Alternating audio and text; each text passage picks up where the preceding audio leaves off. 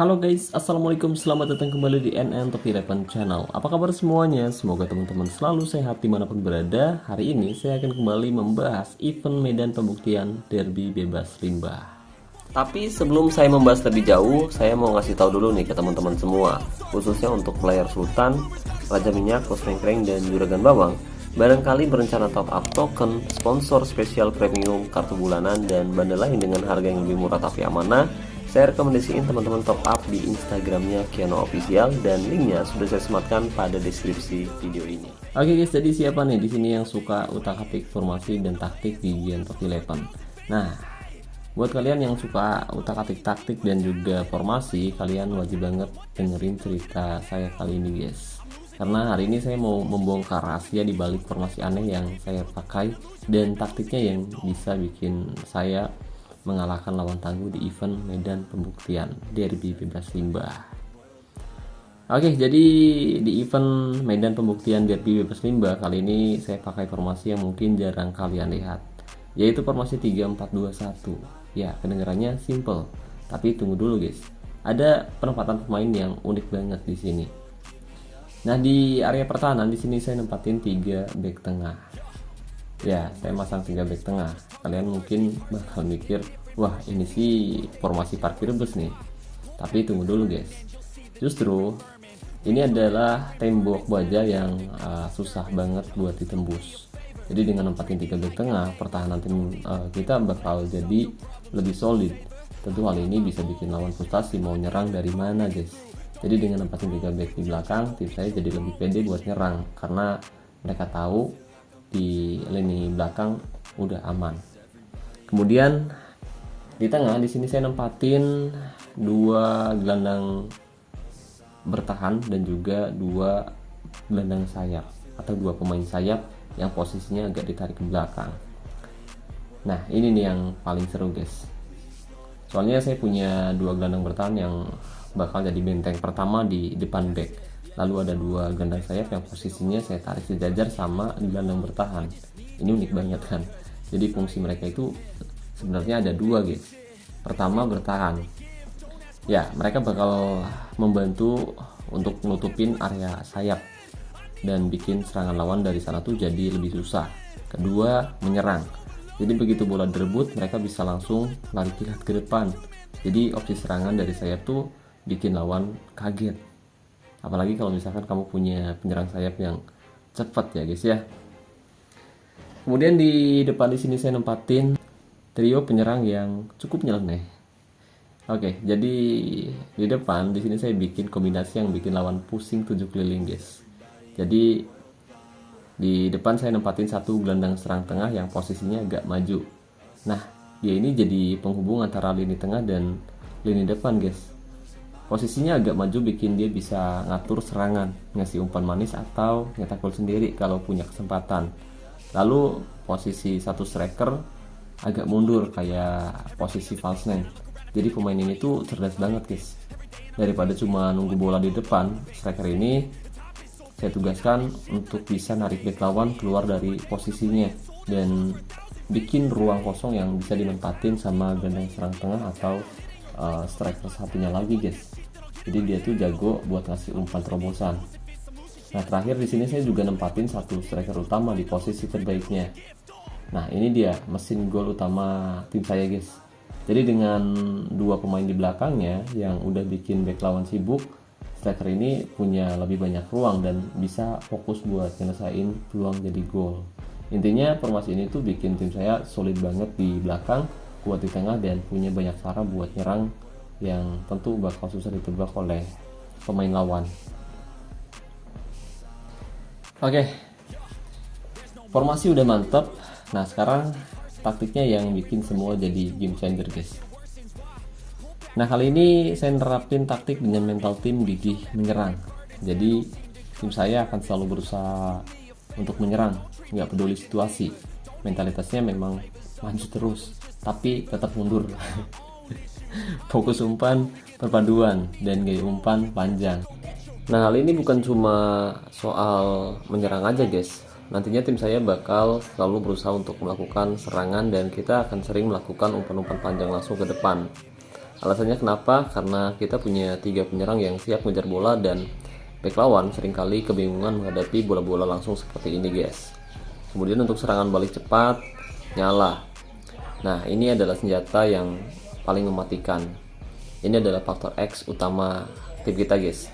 Jadi begitu bola direbut dari lawan, tim saya akan langsung melancarkan serangan balik cepat ke lini pertahanan mereka.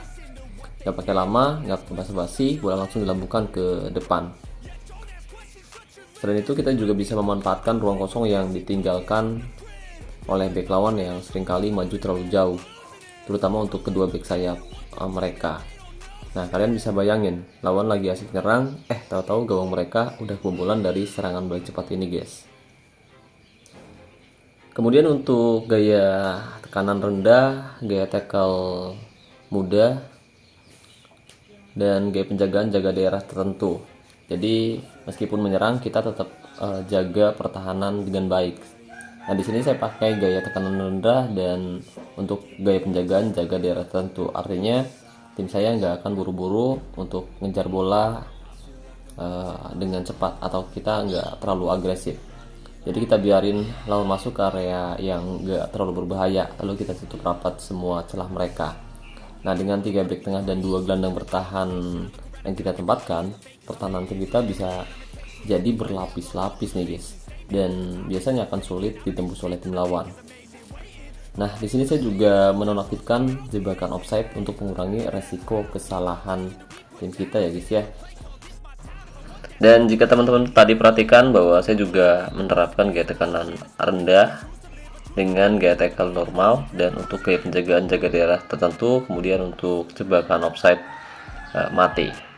Jadi itu dia taktik, strategi, dan formasi yang akan saya gunakan menghadapi lawan di fase kedua, yaitu Stiro Football, dimana mereka punya OVR di angka 109,4, sedikit lebih tinggi dari tim saya FC Buteng Junior.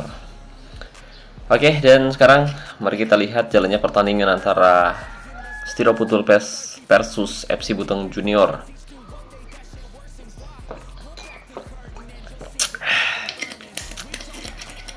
Dan saya rasa pertandingan ini akan berlangsung cukup menarik. Jadi kita akan lihat antara FC Buteng yang menerapkan formasi 3-4-2-1 versus Stiro Football yang menerapkan formasi 3-3-1-3. Formasi yang cenderung mengandalkan pemain-pemain sayap mereka, dan mereka akan bermain melebar. Jadi kita bisa memanfaatkan area tengah untuk membongkar lini pertahanan tim lawan. Ya, meskipun biasanya akan sangat sulit. Dan kita lihat FC Buteng mendapat satu kesempatan. Jackson di sana, gol tercipta luar biasa. Nicholas Jackson berhasil mencetak gol dari situasi bola mati. Tendangan bebas, Nicholas Jackson tidak mampu ditepis oleh penjaga gawang Stiro Football.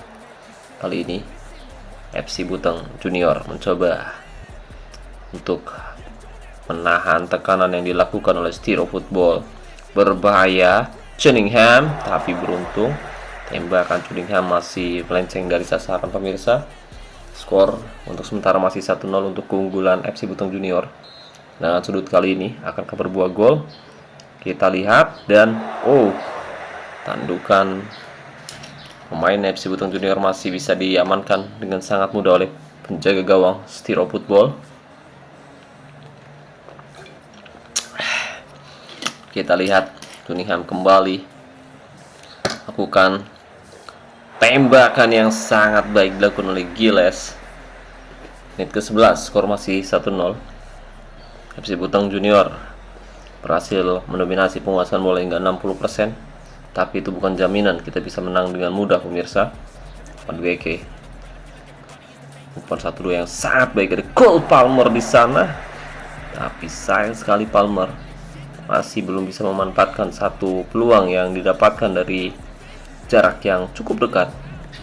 Lemparan ke dalam, Madueke coba Nick James.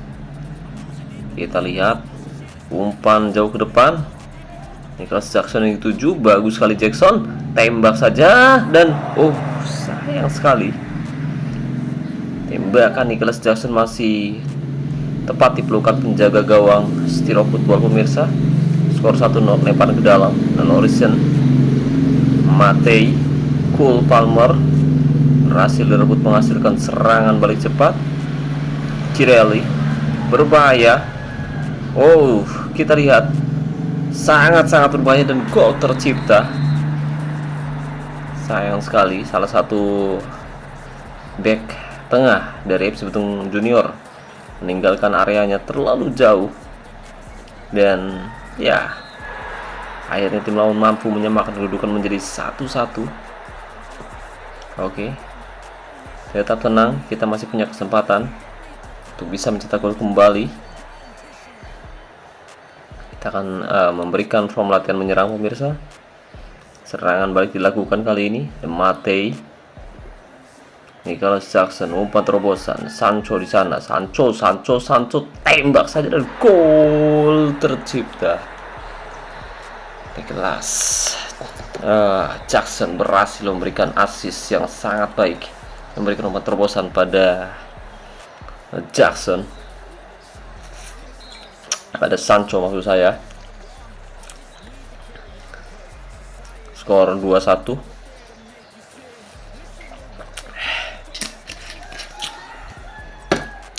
Oke, taktik yang kita terapkan lumayan berhasil, dan ya kita butuh mengemas 1 gol lagi untuk menutup target kita kali ini. Jadi minimal mengemas 3 gol ya guys ya. Gila sekali ini, umpan terobosan berbahaya. Muri di sana dari jarak yang cukup dekat, tapi beruntung Sanchez berhasil mengamankan si kulit bundar. Ini 38, 39, 40. Oke, kita perhatikan. Oke, James, Matei, Madueke kali ini, umpan Rabona, gol. Cole Palmer kembali menggoyah jala Story Football pemirsa. Skor 3-1 dan target kita sudah selesai, dimana target yang biasanya cukup sulit yaitu mencetak gol dari serangan balik cepat, tapi kali ini kita mampu menyelesaikan semua target. Dan ya, itu berarti kali ini kita bisa mengklaim hadiah utama ya guys ya. Dan di babak kedua saya harap tim saya mampu mempertahankan kedudukan maksud saya. Dan ya, kita akan lanjut lihat jalannya pertandingan yang cukup menarik antara Stiro Football. Kali ini ada Cole Palmer melebar ke kiri, Madueke, umpan, oh tidak, ternyata dia mencoba untuk melakukan penetrasi dari dalam kotak penalti, tapi bola masih bisa diblok dengan sangat baik sekali oleh pemain bertahan dari Stiro Football.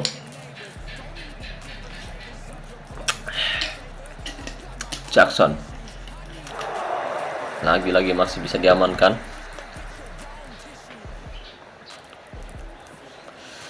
Oke.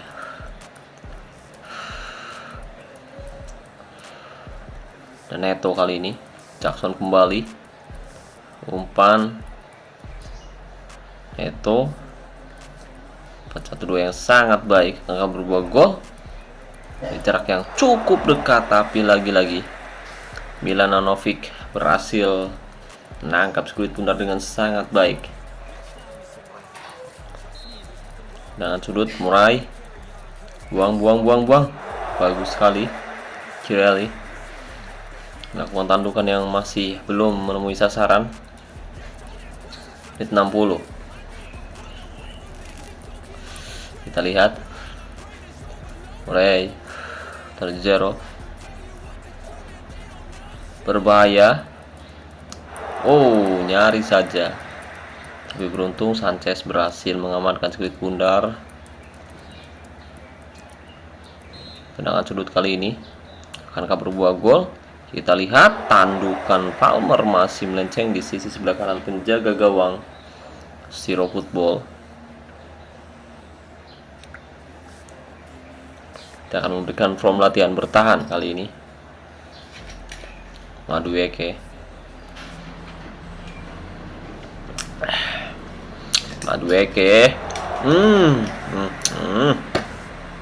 Nyaris saja.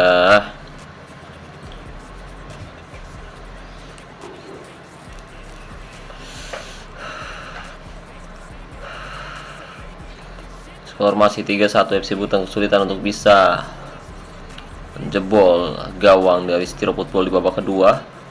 Ini Neto berhasil direbut. Oke. Di sini untuk penjaga gawang main bagus, Jackson juga main bagus. Ya, Lawson, Neto. Coba narik keluar pemain lawan. Matei lebar ke sisi kiri. Madueke, Colwill, Lawson berhasil direbut. Menit 77, 78. Kita akan lihat. Ternyata formasi 3-4-2-1 yang kita terapkan cukup efektif. Meskipun tadi sempat kebobolan akibat kesalahan pemirsa. Serangan balik kali ini Cole Palmer. Umpan Mer. Aduh, terlalu lama Cole Palmer.